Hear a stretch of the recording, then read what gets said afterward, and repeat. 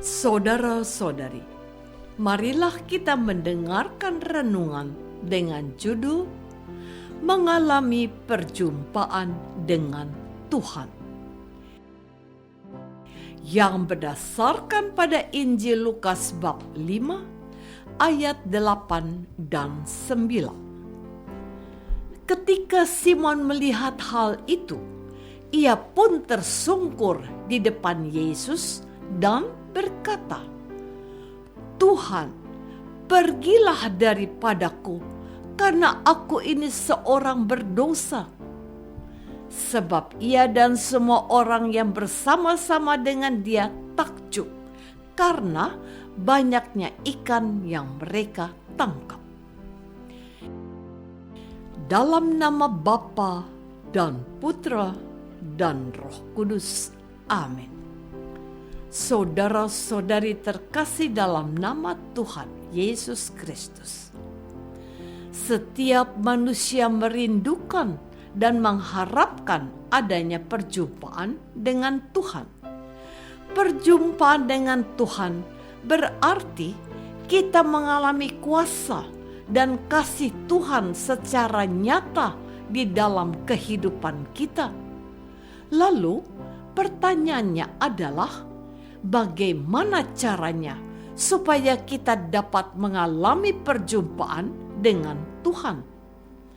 Untuk itu kita perlu belajar dari Simon Petrus yang telah terlebih dahulu mengalami perjumpaan dengan Tuhan. Ada dua langkah yang kiranya dapat menjadi pegangan bagi kita untuk dapat mengalami perjumpaan dengan Tuhan secara pribadi. Langkah pertama, kita perlu membuka diri atau pintu hati kita sehingga Tuhan Yesus bisa masuk ke dalam hati kita. Hal ini tidaklah mudah, terutama pada saat-saat kita sedang mengalami masalah yang besar. Biasanya saat kita sedang mengalami masalah yang besar, pikiran, hati, dan perasaan kita menjadi tidak tenang dan kacau. Kenyataan inilah yang dialami oleh Petrus dalam bacaan Injil hari ini. Simon Petrus yang bekerja sebagai nelayan tidak menangkap satu ekor ikan pun. Saudara-saudari terkasih, malam itu, malam sebelum Simon Petrus berjumpa dengan Tuhan Yesus, menjadi malam yang kelam dan menyedihkan bagi Petrus, sebab dia tidak menangkap apa-apa. Padahal Simon Petrus sudah bekerja keras sepanjang malam. Tentu Petrus menjadi kecewa dan sedih, sebab ikan hasil tangkapannya sudah dinantikan oleh anggota keluarganya. Hal yang sama bisa juga kita alami. Kita terkadang mengalami peristiwa sedih saat usaha dan pekerjaan kita tidak membuahkan hasil. Ada saat di mana semua pintu dan jalan seakan-akan tertutup untuk kita. Namun, Petrus mengambil sikap yang berbeda dengan kebanyakan orang. Dalam keadaan kecewa dan sedih karena tidak berhasil menangkap ikan, Petrus mau membuka pintu hatinya kepada Tuhan dengan cara membiarkan Yesus masuk ke dalam perahunya. Dan sesungguhnya hidup kita ibarat perahu. Perahu hidup kita dapat kita isi dengan banyak hal. Entah sesuatu menyenangkan atau tidak menyenangkan, sesuatu yang membuat kita bahagia atau sengsara. Saudara-saudari terkasih, langkah kedua agar kita dapat berjumpa dengan Tuhan adalah membiarkan Yesus menuntun dan mengubah hidup kita. Petrus sendiri tidak mungkin dapat mengalami perjumpaan dengan Yesus jika dia tidak membiarkan hidupnya dituntun dan diubah oleh Yesus.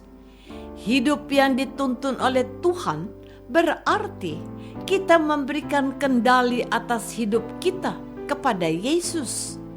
Kita membiarkan Yesus menguasai dan merajai hidup kita seutuhnya, bukan setengah-setengah seperti yang umumnya dilakukan oleh pengikut Yesus dewasa ini.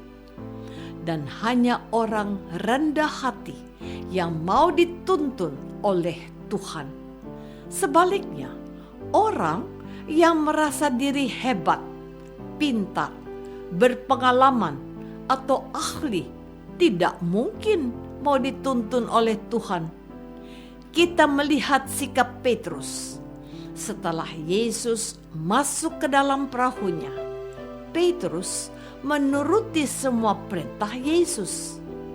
Atas perintah Yesus, Petrus sampai 2 kali mendorong perahunya ke dalam laut.